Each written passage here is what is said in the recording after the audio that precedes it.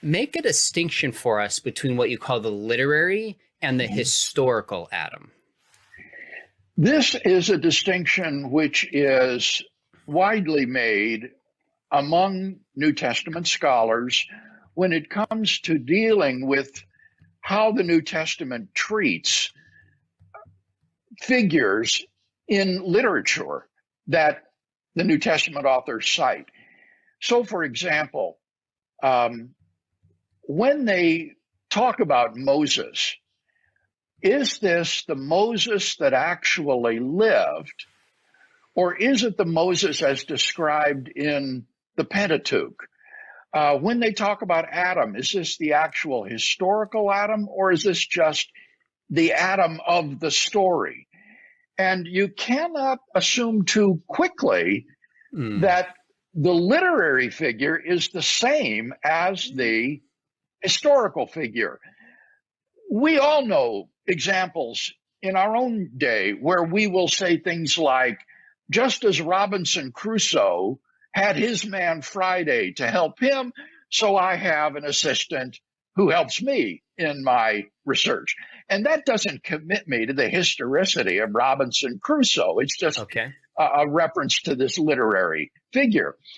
And one of the contributions, Sean, that my book makes that I'll be very, very interested to see how people react to is I show that the New Testament authors cite mythological and fabulous figures from Jewish folklore and Greek mythology that I think none of us want to be committed to historically.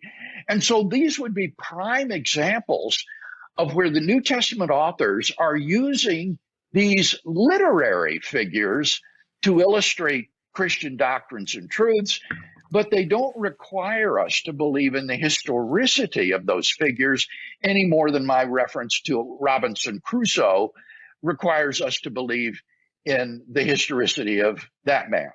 In some cases, it's not simply that we can't assume that it's historical because it's cited by a New Testament author, but in some cases, the stories, again, are so fantastic that I think we can say, no, this is plausibly not historical.